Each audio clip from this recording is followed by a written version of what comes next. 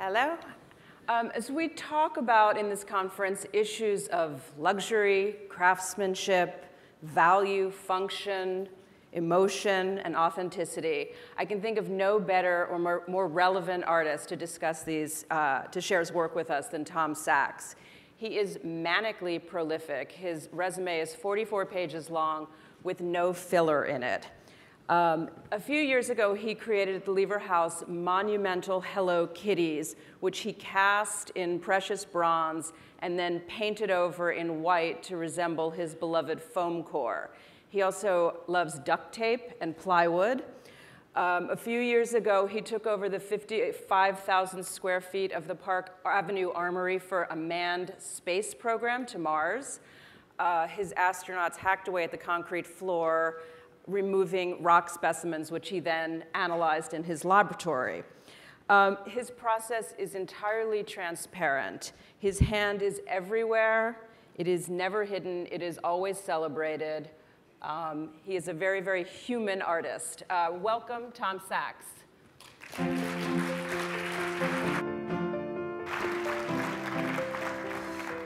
Thanks, Deborah. Hi. I am Tom Sachs. I'm a sculptor. I live in New York City. I'm 48 years old. And I just thought I'd show you a picture of something I made when I was 11 years old for my dad. It's a Nikon FM2 camera. He really wanted it, and he couldn't afford it, so I made it in school. And it became, in a way, a prophecy for the way I'd make things 30 years later. It's called sympathetic magic, when you build a model of your enemy's fort and burn it down, or a voodoo doll, or you make a model of your leg that's hurt and you bring it to your religious leader and you pray to it as a way of healing. It's called an ex voto. Some people also call this stuff cargo cults or cargo cultism. But when I graduated from college, I really wanted a Mondrian. This is Mondrian's Broadway Boogie Woogie. And I realized if I was going to get my own Mondrian, I was going to have to go down to Wall Street, make a bunch of money, and then go and change it into art.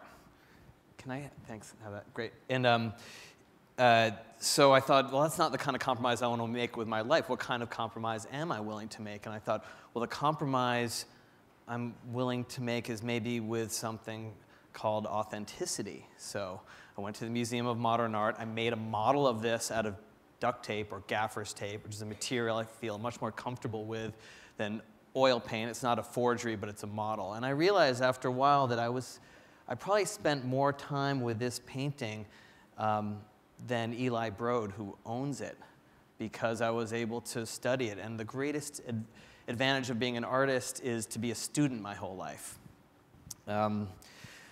And at the same time, my studio's down on Canal Street, or near Canal Street, which was the industrial surplus center of New York City, where old machines were bought and sold, the machines that we used to defeat the Nazis by outproducing them.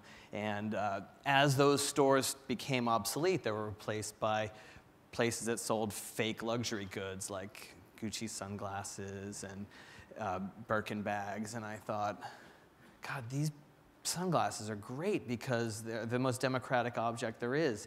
It's if you leave a pair of $5 Gucci sunglasses behind in a restaurant, you're not going back for them. They don't own you. You own them because you can dispose of them. And I realized that they weren't fake Gucci sunglasses. They were just simply unauthorized. And as a result, there were different advantages. So I thought I would read to you from Scripture today of James Brown.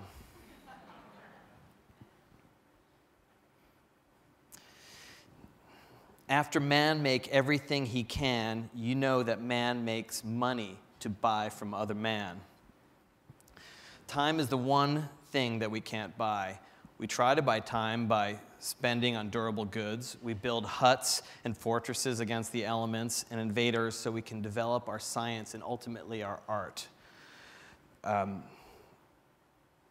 The goal for many people is to retire to make shaker furniture in their garage. And I'm going to brag for a split second and say that's what I get to do all the time, is make shaker furniture in my garage. Art is the least most valuable thing there is. And it's not just because it's the world's largest unregulated commodities market, but it's because it's the highest expression of our work and thus serves to organize and measure the best of our energies and skills. After we have secured our prosperity, we turn first to our interests, then our hobbies, and then when we're lucky and we work hard, our work becomes art. So I work 7 days a week. I don't take vacation because I love my work and it defines me. And through my work, the objects I create become an authentic expression of my life. Like that painting that Mondrian was really way more authentic to me than organizing money to buy it because it represented my circumstances, just like that camera and everything else that you'll see today. So part of my job is living an interesting life and an inspiring life to myself, and that's why I force myself to travel, my mind through literature, my body through the ritual of vacation. So I thought we could maybe sit down and look at a couple of slides and stuff, and this is Chanel Guillotine Breakfast Nook. And for the not very skilled tagger. Well, spray paint, writing with a spray paint can is a serious craft, and it's to be taken seriously. That was a low level of craftsmanship there. I think it was done in haste, but I think they got the message across. Art is the supreme luxury because it's the thing that, like I was saying, it's the thing that we do with our extra time. With Chanel Guillotine Breakfast Nook, I'm able to explore my dark side through the dark side of my fascination with weapons of mass destruction, but also the dark side of consumerism, planned obsolescence, its evil twin brother, perceived obsolescence, coercive advertising. And because I'm part of the system, my art's very expensive, I can't afford to buy it, and I use and consume luxury goods, which we can talk about. But because of that, I feel that I'm authorized to speak on this subject because I'm not just a critic of it. You're a complicit user of luxury items. Absolutely, and I think that's important for us to understand both sides of the coin. To take advantage of our situations to make heirloom products. Art is, when it's consecrated by posterity, it is a supreme luxury object. So how is something like this not propaganda? Are you, by putting together the Chanel logo and a guillotine, a weapon of violence, are you making a comment about consumer culture? Are you trying to send a specific message, or are you just having an exploration? Well, I think if I were sending a specific message, I would be a propagandist. And I love propaganda, but it's not my thing. My secret formula for success is 1 + 1 = 1,000,000. And this isn't just the sum is the whole is more than the whole of the parts. It's magic, and it's. So you put two unrelated things together, and something happens. It inspires. In another way, and it's sort of. I can't remember who said it, but well, I know it's actually John Ferguson, my former studio assistant, said, "Any two things in the world are connected by a third. The secret is figuring out what that third thing is," and. That's why you have to spend a tremendous amount of time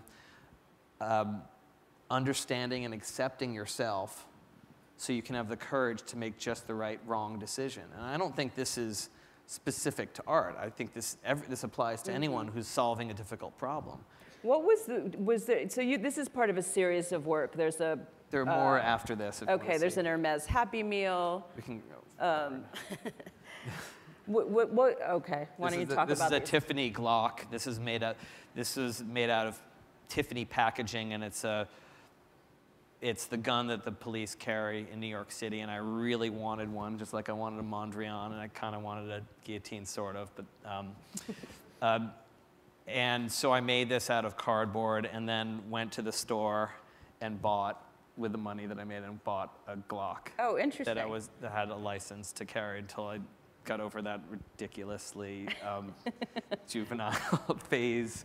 But and what was fabulous about the Glock was it came in this plastic Tupperware container, and it has like 60% plastic parts. And I had been to the Metropolitan Museum of Art, and there was a beautiful Tiffany's Smith & Wesson revolver collaboration that's in the Arms and Armor section. That was my inspiration. I thought, if that happened now out of a plastic gun, how would it be? It wouldn't be anything like this. But what was important to me was that this was real Tiffany packaging. Mm-hmm. And similarly, the Hermes value meal is made out of Hermes packaging. Have you heard from any luxury companies about how they feel about these objects? You know, Do you care? Again, the sympathetic magic is this term that, for those of you who don't know, and forgive me for those of you who do know, I'm going to screw this up, but the idea is it's a word to describe Aboriginal cultures, like in New Guinea, in particular the cargo cultists, who missionaries came by plane and boat, and they said, wow, they drop food from the skies, and these ships come from the skies and bring food, and then you have these containers that are propane powered, and food comes out of them. How do we do that? And they laughed, and the anthropologist laughed, said, well, you know, you need a runway or a dock to build these things. So these guys built runways and docks and models of planes, and believing that the food would magically come, and if they had runways and docks. And sure enough, more anthropologists came to see these runways and docks and traded iron axes for their stone axes, and they started. I see. So it actually did fuel their economy and bring food to and screw up their Aboriginal culture and all that. Yes. But it didn't happen the way they planned it, Right. and that's why it's magic. It doesn't always happen the way you want it to, and so all of these, or many brands have come to me, and I never asked for permission. I always believe it's better to beg for forgiveness than ask for permission. Clearly, the artist who did that spray work would never have gotten away with it if they'd asked, and they were totally successful in getting it up there now. But so you've married the ultimate kind of artisanal product with the ultimate mass-produced food product here. Right, and so here it's a great example of forgive these slides, they don't show how messy and terribly made all of my work is. I'm very dedicated to showing the glue drips and the screw heads and all the evidence, or what Alexander Calder would term the scars of labor. And up close you'll see some of that stuff. In particular, this is a boom box that's made out of plywood. But again, the plywood is painted first and then cut, so you can see all the wood grain as evidence that I was here. And why is it so important to you to show the evidence of your handiwork? Well, there's a slide that we may get to or may not about ceramics, but recently I've been making sculptures in porcelain. And Damien, if you find the picture of the little NASA cup, you can put that up. I don't know what number it is. Damien I think they're not allowed to go out of order. Oh, look, yeah, they did it. Damien is the guy backstage, so when we talk, he's looking at a screen. There's a little prompter that tells him when to move the slide. Oh, okay, great. So this button, I'm really into transparency, sorry guys. You push this button, there's a little green arrow here, and there's a green arrow that Damien gets to see backstage. Oh, really? So that's there's sort of a red sympathetic arrow. magic. In a way, it's extremely analog from the 50s.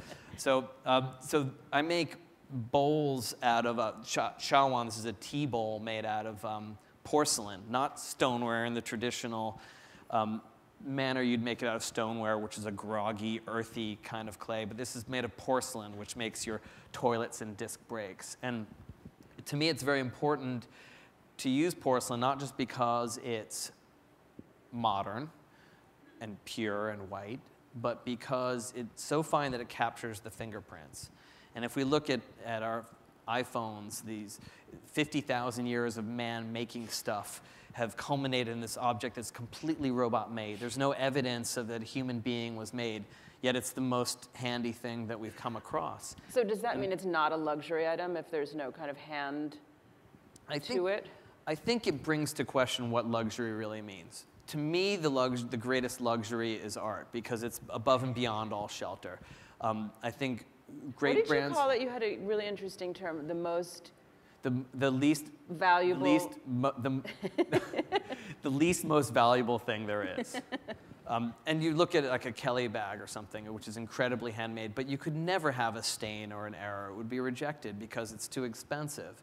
And so there's this tightrope line that luxury goods walk between reliability and performance. I mean, think about, like, to me, the most luxurious car in the world is like a Subaru, not a Ferrari. Because, do tell, why? Well, the Japanese figured out that no one likes to change the oil in their car. And you could have your Subaru in the garage for like 20 years and completely neglect it. You could drive it for 20 years without changing the oil, and it's always going to get you there. And reliability and safety is the most important thing. I mean, do you really care what seat you're in on the plane? No, you want to get there fastest. Really? No. Well, given the choice between the seat at the back in the bathroom, by the bathroom, that smells bad and doesn't go back. Versus 2 layovers.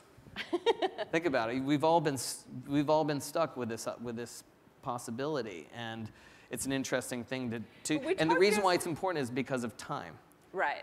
Right. So I think one thing that's interesting to me about your work is it brings up all these ideas about what makes something valuable. And we've talked about it a little bit in other panels, and that function at a luxury level is not the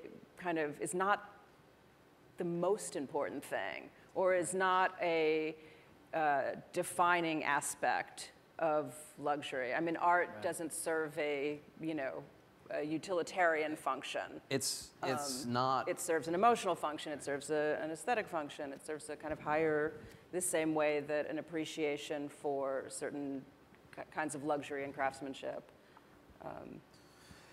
Art's extremely expensive. It's expensive to buy, and it's expensive to make. It's very expensive to maintain and protect. There's a tremendous amount of mechanism around it, surrounding the stuff that's consecrated, whether it's a gallery or a museum or books or history and academia and study. And to build these things takes tremendous amount of energy. And in my studio, I have a studio of 10 people that I work with, and it's a teaching hospital. We're all learning from each other. What's it called? It has some funny name. My studio, well, the nickname is Allied Cultural Prosthetics, and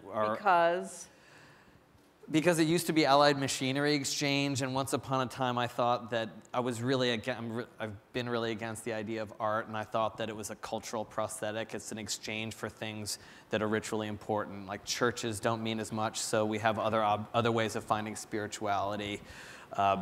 We use military things to break the laws of nature, like stealth bombers and smart technologies and stuff. So to me, I've always really tried to understand art as being outside of the art system, but just what does it really do for our lives? Right. So that's a lot of this is questioning the practice of art itself. It seems like. Absolutely. If we let's look at more Damien, slides. if we go back to.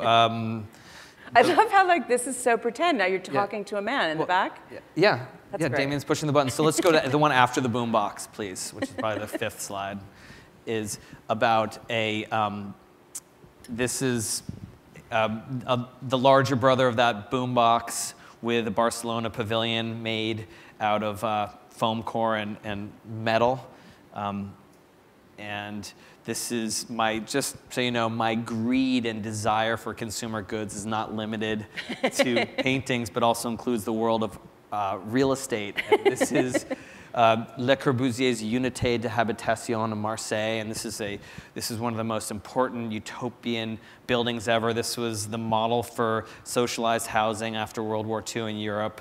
He had plans to build 1,500 of them. I think there were 1.5 of them made, or 2.5. But this is the only fully realized example. And of course, it's now been looted of its Prouvé fixtures, and it's one of the, what's a super luxury area in Marseille. So now the luxury item is the sculpture itself. Yes, point. and to go back, sorry, this is in the collection of the Guggenheim Foundation, and the reason why it's important to look at is because it's the, just to go back to the boombox, it's the same exact size as that boombox. It's 18 feet high. So it's now, Japanese tourists own units in Unité as art objects.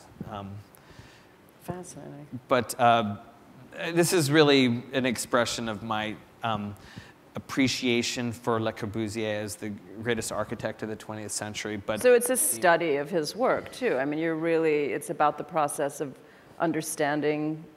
Well, this is a man who really believed, like, maybe the only other one I could compare him to would be Buckminster Fuller, who believed that you could solve some of the world's problems through architecture, or at least you could eliminate some of the big ones. But if you compare Le Corbusier's failures in doing that with Ray Kroc's successes of, let's talk about Ray Kroc. Serving, Ray Kroc's the sort of the guy who sort of invented McDonald's, or took McDonald's to warp speed, and was celebrated and derided for doing that. I mean, imagine McDonald's as this mom and pop hamburger place, the darling of Wall Street, and then becomes successful, and it's the target of every bad joke, and it's now represents how we're destroying the planet by overproducing things and factory farming, incredible cruelty to animals, and obesity. Although I don't think you can blame McDonald's, you can only blame yourself for obesity.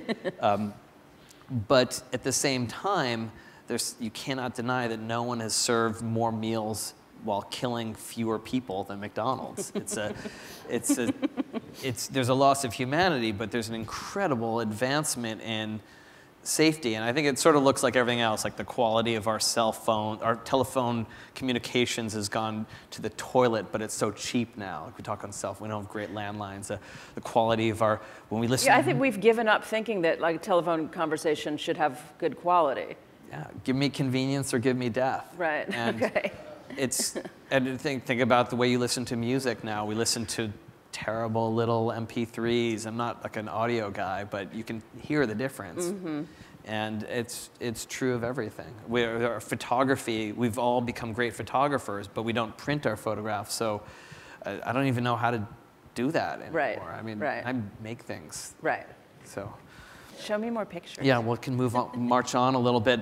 My greed is not even limited to Earth, but to the cosmos, and this is a full-scale lunar lander that, and these next 10 images are about the space program. Great. So I can get into maybe the ritual of work a little bit.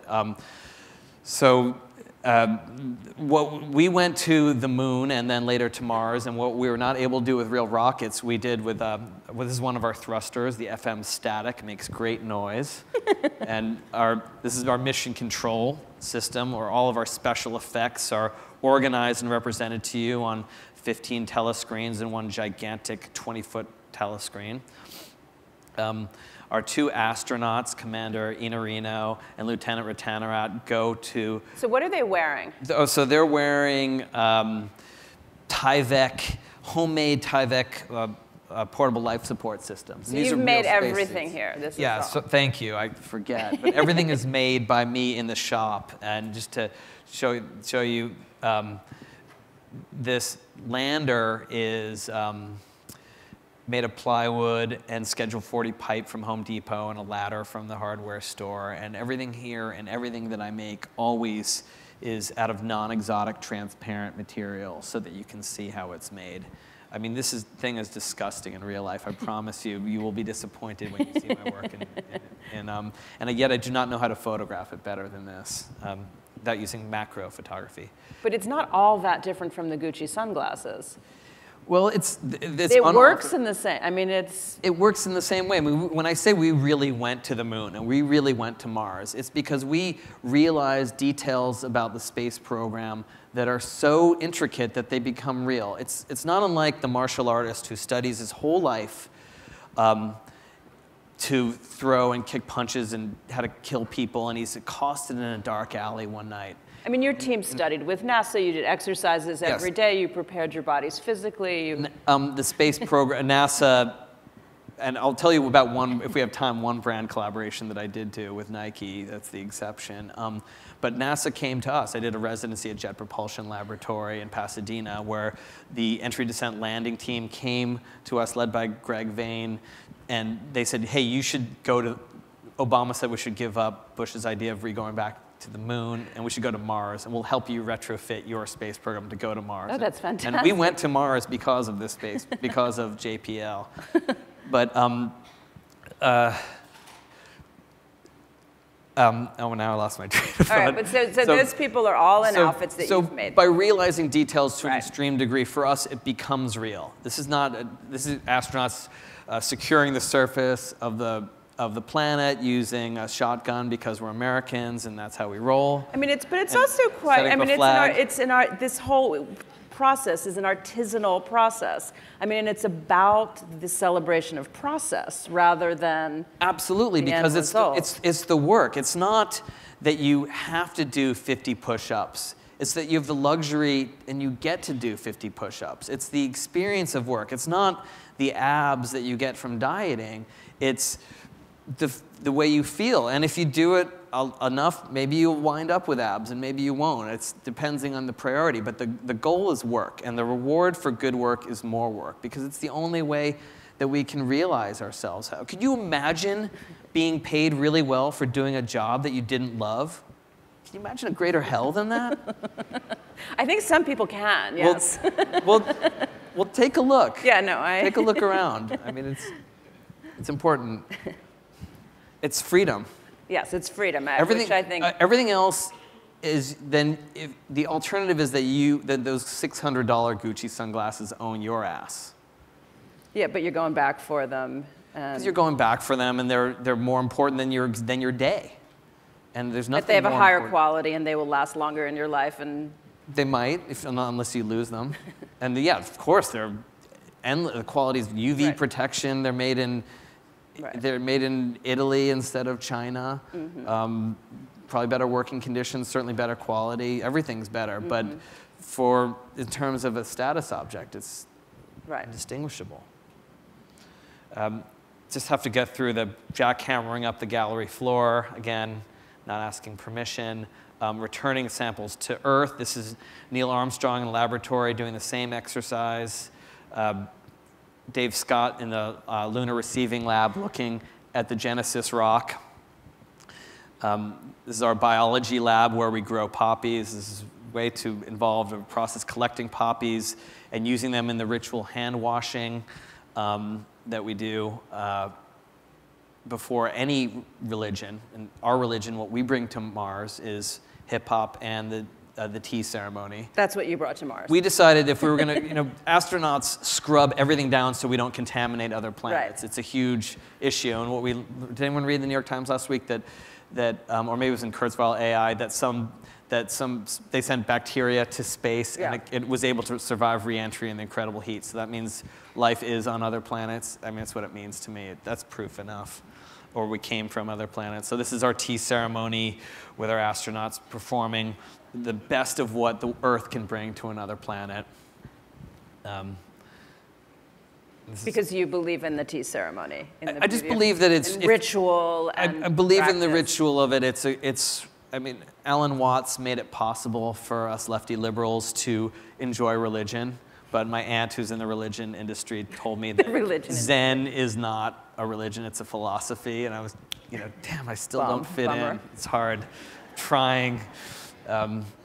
So let's take a look at a few more slides, and then I think we should take questions. Sure.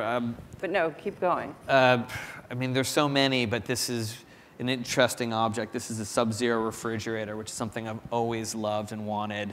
And especially living in Lower Manhattan, I don't know how many times you've been to someone's house and have seen only a pint of Haagen-Dazs and a bottle of Stoli in the freezer. So there are these like Donald Judd-like monoliths to eternal coldness.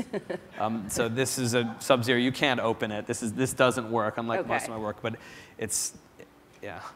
So, I'm just going to skip ahead a couple. That's a Bosendorfer made from scratch, and this is a Donald Judd chair made of IKEA, because IKEA is the 4th largest wood consumer on the planet, and every day in every city in the developed world there are hundreds of tons of IKEA being thrown out.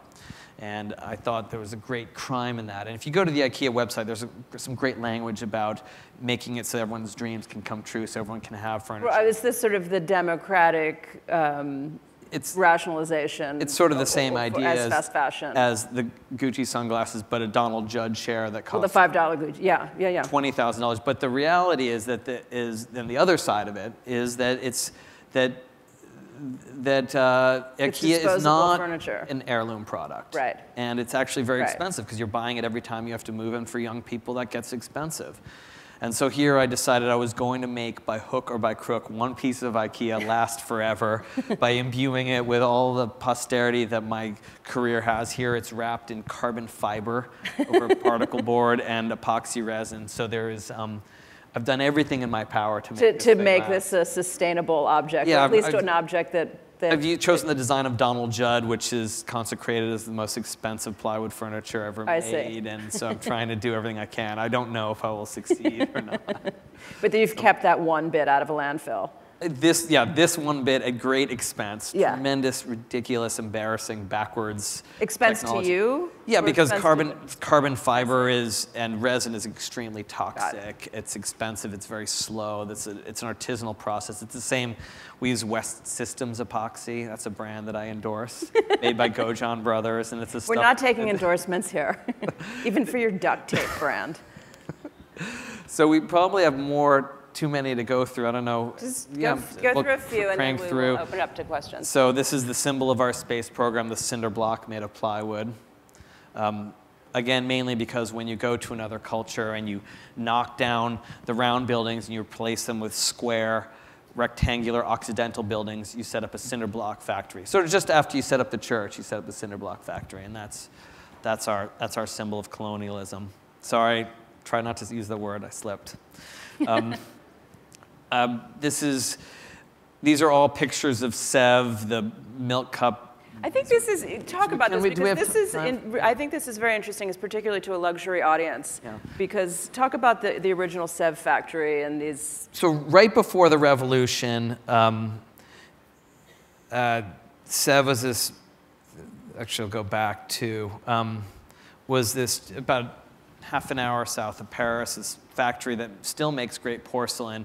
And it was so decadent that at the time to build a tea set from Sev, it would cost as much as a whole farm. And Madame de Pompadour.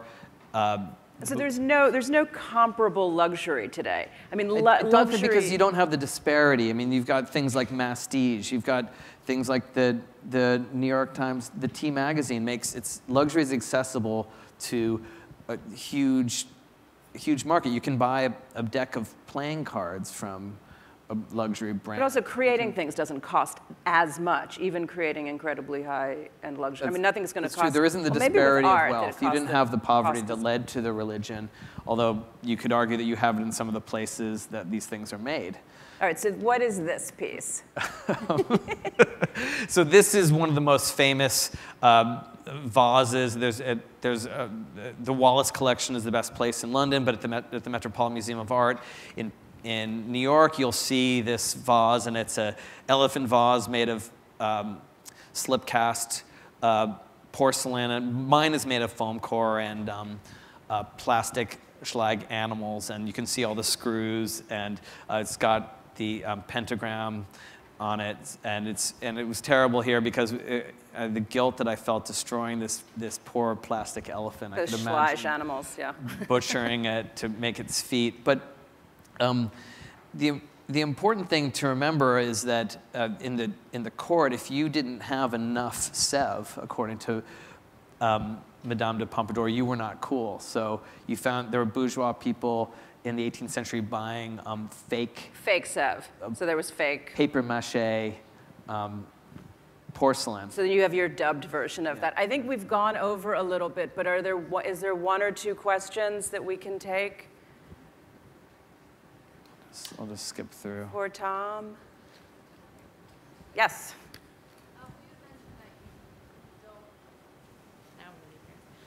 You'd mentioned that you don't work with brands in particular, but that you had worked with Nike, but then you didn't elaborate. Sure. Well, so super long story short, Mark eventually, through a friendship that I developed with Mark Parker, the CEO of Nike, we had a long conversation through a series of interviews. I interviewed him for a couple of magazines, and we had a conversation, and I was talking about planned obsolescence and how Nike has 4,000 stock keeping units, and yet it's this company built in innovation. You know, how can you sleep at night? And Mark and I would go back and forth saying, you know, we do a lot of great stuff, which is true. And eventually he said to me, you think you can do better, why don't you try? So we built this collaboration after 5 years of negotiation, another 5 years of building, 3 years of negotiation, 5 years of actually building it. We built Nike Craft, and this is the shoe.